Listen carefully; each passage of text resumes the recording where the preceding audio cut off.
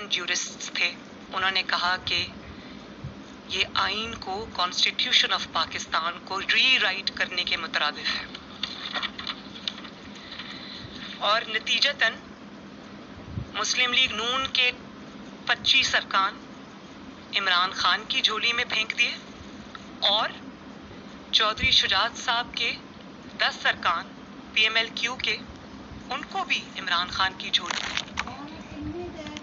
مطلب P M L N کے minus کر دے اور پی ٹی آئی کے پلس کر دے۔ یہ کہاں کا انصاف ہے؟ پھر پارٹی کا ہیڈ دیکھ کر اور پارٹی کو دیکھ کر آئین کی تشریح بدل جاتی ہے، پارٹی ہیڈ کی ڈیفینیشن بدل جاتی ہے، اپنے ہی کیے ہوئے فیصلے بدل جاتے ہیں جو ابھی چند دن پہلے کیے۔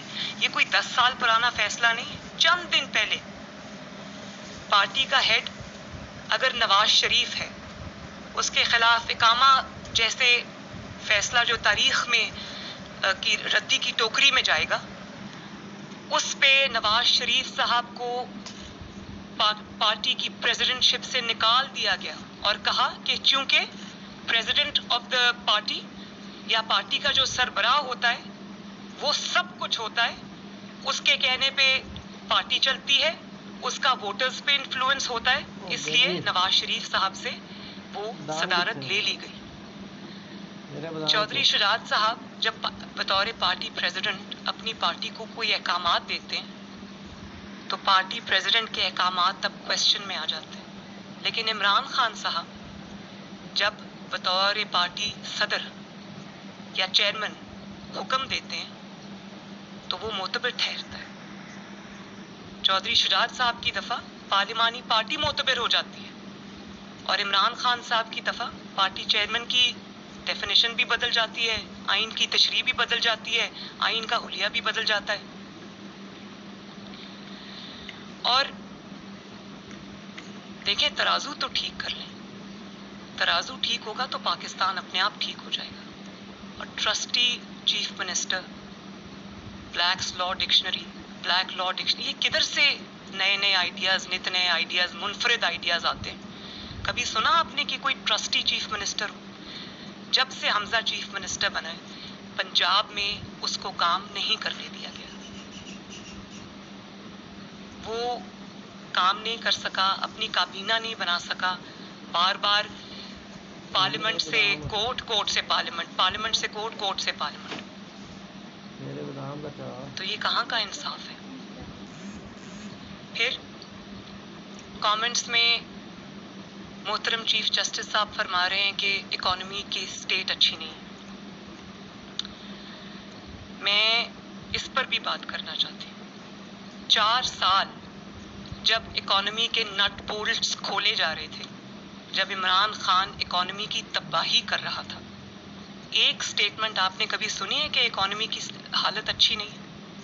اکانومی کی جب بات ہوگی تو اپریل 22 میں جب ہمیں حکومت ملی، اور آج جولائی 22 میں یہ موازنہ نہیں ہوگا، پھر موازنہ ہوگا 2017 کا پاکستان، جب آپ نے نواز شریف کو نکالا تھا تب اکانومی کی کیا سٹیٹ تھی، اور جب اپریل میں عمران خان حکومت چھوڑ کے گیا تو اکانومی کی کیا سٹیٹس تھی؟ اس وقت وینٹیلیٹر پہ اکانومی تھی، لیکن اس وقت کسی کو کوئی خیال نہیں آیا، کوئی سو موٹو نہیں ہوا، کوئی وہ سیاہ و سفید کا مالک رہا، اس نے پاکستان کے ہر شعبے میں تباہی کی، لیکن اس کو کھلی آزادی تب بھی تھی، اس سے پہلے بھی تھی، آج بھی ہے۔ اور اکانومی کی بات سائٹ پہ آپ اگر رہنے دیں، وہ اس کی بھی ایک بہت لمبی تفصیل ہے۔ آپ صرف چند ہوش ربا حقائق آپ دیکھ لیں کہ ملک ریاض صاحب کو 50 بلین جو ہے وہ برطانوی حکومت پاکستان، اسٹیٹ آف پاکستان کو دیتی ہے، اور وہ اپنے جو کیبنٹ ہے اس میں ایک بند لفافہ لہراتے ہیں، اس بند لفافے میں اللہ جانے کیا ہے۔ یہ بھی ہو سکتا ہے کہ نیوکلیئر ایسٹس ہم کسی کو دے رہے ہیں خدا نخواستہ، یا کشمیر میں سرنڈر کر رہے ہیں، آپ کو کیا پتا کیا ہے۔ انہوں نے وہ اس طرح بند لفافہ دکھایا، اور وہ پیسہ 50 ارب روپیہ ملک ریاض صاحب کو سائفن آف کر دیا۔ वो पाकिस्तानी कौम का पैसा था। कहाँ है उसकी मनी ट्रेल? उस पे किसी ने सुओ मोटो नोटिस लिया?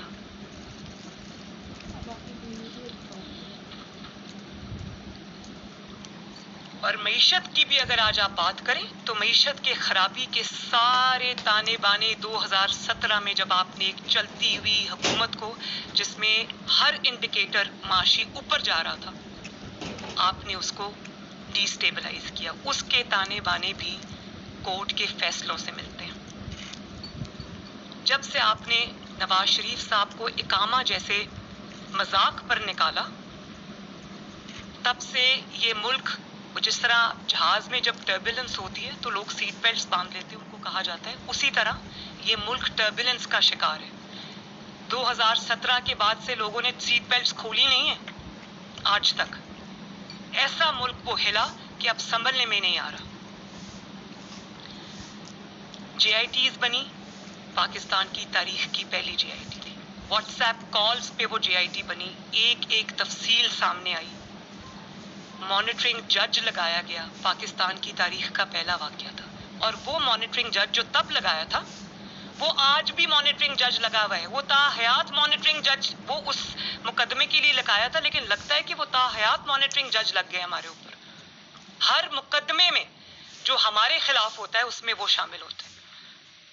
तो बाकी की सुप्रीम कोर्ट में इतने ज्यादा जजेस हैं, फाजिल जजेस हैं, इंसाफ करने वाले जजेस हैं, अच्छी रेपुटेशन के मालिक जजेस हैं, किसी भी शक व शुबा से बालातर उनकी इंटेग्रिटी है, वो वाले जजेस हैं। उनको क्यों उसमें शामिल नहीं किया जाता?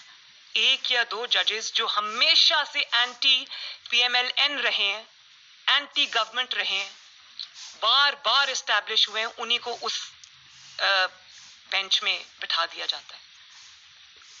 तो जिस तरह मैच फिक्सिंग एक जुर्म है, इस तरह बेंच फिक्सिंग भी एक बेंच में बिठा दिया जाता है। तो जिस तरह मैच फिक्सिंग एक जुर्म है, इस तरह बेंच फिक्सिंग भी एक जुर्म है। इस पे भी सो मोटो होना चाहिए। और फिर क्या क्या इल्काबात से सुप्रीम कोर्ट के जजेस ने, 5 जजेस ने हमें नहीं नवाजा। गॉडफादर, सिसिलियन माफिया, शेक्सपियर के ड्रामे से निकाल निकाल के वो चीजें लेकर आए। कभी किसी ने तारीख में नहीं सुना। और इतने बड़े बड़े इल्काबात से नवाजा और निकला और पूरी दुनिया में खोजी दौड़ा दिए कि नवाज शरीफ के खिलाफ कोई सबूत ले आओ, सिटिंग प्राइम मिनिस्टर के खिलाफ सबूत ले आओ। सबूत होता तो मिलता ना। जहां गुनाह होता है, जहां जुर्म होता है, उसका सबूत हमेशा होता है। कुछ नहीं मिला। और फिर आखिर में सिसिलियन माफिया, गॉडफादर, सब कुछ कह के और आखिर में एक इकामा पर चलता किया। और माय लॉर्डशिप्स, मैं आपसे बहुत एहतराम के साथ कहती हूँ कि जिस अदालत में पनामा का केस चल रहा था, उसी अदालत में उस बेंच पे बैठे हुए एक जज ने, जस्टिस खोसा ने, मैं XYZ नहीं कहती, मैं नाम लेती हूँ, जस्टिस खोसा ने इमरान खान को कहा कि सड़कों पे क्या मारे फिर रहे हो, मेरे पास लेके आओ पिटिशन, मैं सुनता हूँ। देयर बाय मीनिंग के नवाज शरीफ को निकालना चाहते हो, मैं तुम्हारी मदद करूँ, हम निकालते हैं। और फिर दुनिया ने देखा कि वो निकाला गया उनको उसी अदालत में। इससे बड़ा मजाक क्या होगा कि उसी अदालत में, सुप्रीम कोर्ट के कोर्ट रूम नंबर 1 में डिक्लेयर्ड इश्तिहारी इमरान खान, जो डिक्लेयर्ड इश्तिहारी था, वो उसी कोर्ट रूम नंबर 1 में फाजिल जजेस के सामने पेश नहीं होता था, बैठ के पनामा की प्रोसीडिंग्स देखता था, तालियां बजाता था, छलांगे लगाता था, और किसी में इतनी टांग पे टांग रख के बैठा पूरी पनामा की कार्रवाई देखता था, क्योंकि उसको पता था आखिर में फैसला क्या आएगा। कभी किसी जज ने उसको पूछा कि भाई तुम इश्तिहारी हो, तुम यहाँ कोर्ट रूम नंबर 1 में क्या कर रहे हो? वो हमारा मजाक तो नहीं उड़ा रहा था, वो कोर्ट का मजाक उड़ा रहा था, वो इंसाफ का मजाक उड़ा रहा था, वो अदल का मजाक उड़ा रहा था, वो उन जजेस का मजाक उड़ा रहा था जो 5 बेंच का स्क्वाड बैठा हुआ था, उनका मजाक उड़ा रहा था कि देखो मैं इश्तिहारी हूँ, मैं तुम्हारे पास आया हूँ, लेकिन तुम्हारे अंदर इतनी हिम्मत नहीं कि तुम मुझे कुछ भी कह सको। और फिर बात वहां पर नहीं रुकी। आप ये देखें कि हमें तौहीन अदालत में हमारे कितने लोगों को चुन चुन के बाहर किया गया, हालांकि तारीख गवाह है कि उनमें से किसी ने कोई तौहीन अदालत नहीं की थी। तलाल चौधरी, दानियाल अजीज साहब, सबकी बात आप ले आए, आज तक डिस्क्वालिफाइड हैं। और अगर आपको पता नहीं है कि तौहीन क्या होती है तो मैं बता देती हूँ। वो वीडियो सब ने देखी, बहुत तकलीफ हुई वो वीडियो देखकर। तनकीद भी तमीज़ के दायरे में रहकर हो तो वो तनकीद अच्छी लगती है, इश्यूज़ पे बेस्ड अगर तनकीद हो तो अच्छी लगती है। लेकिन आपने भी वो वीडियो देखी है, मेरे फ़ोन में है, कहीं तो दिखा देती हूँ। हम सब ने वो वीडियो देखी है जब यूके में पीटीआई प्रोटेस्ट कर रही थी, उसने इमरान की आइन टिकनी पर फैसला दिया और कहा कि आइन टूटा है। तो उन 5 जजेस की तस्वीर गाड़ी के शीशे पे लगाकर जूतों के साथ उनको मारा गया। पूरी दुनिया में ने वो वीडियो देखी। तौहीन इसको कहते हैं। किस पर लगी तौहीन? बल्कि उन्हीं के हक में फैसले आ रहे। तो अगर आपने पाकिस्तान के अंदर ये वाला माहौल लेकर कि जो सबसे बढ़ के गाली देगा फैसला उसी के हक में आएगा, जो सबसे ज्यादा बुली करेगा इदारों को फैसला उसके हक में आएगा, अगर आप तनकीद से इतना डरते हैं तो आप सोचें कि ये मुल्क कहाँ जा रहा है, इंसाफ की क्या स्टेट है।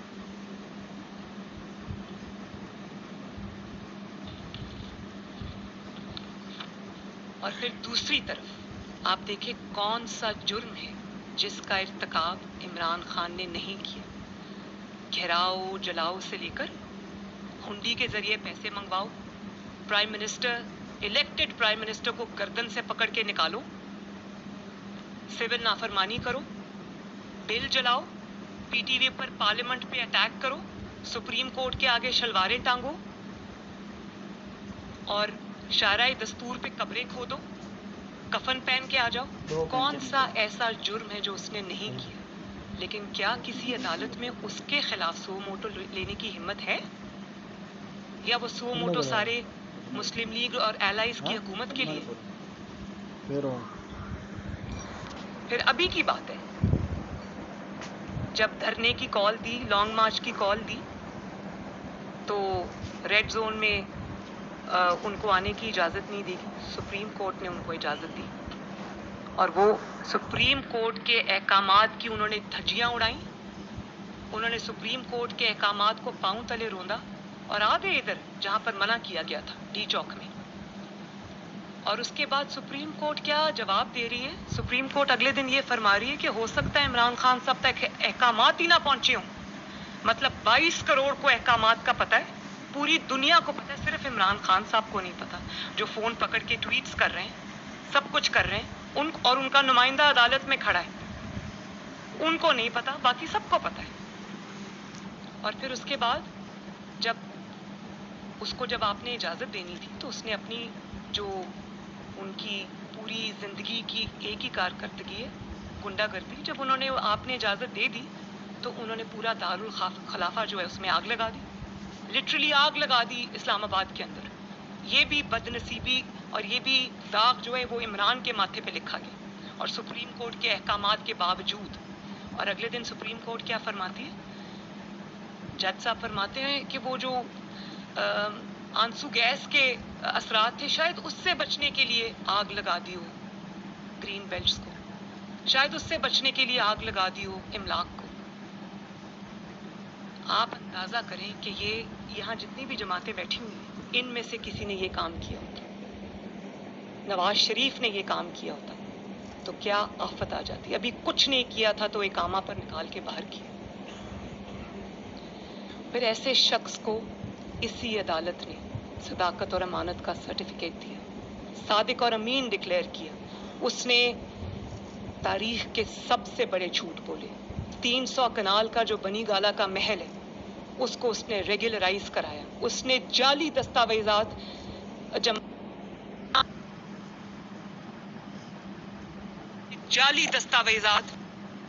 कराए, बनाए।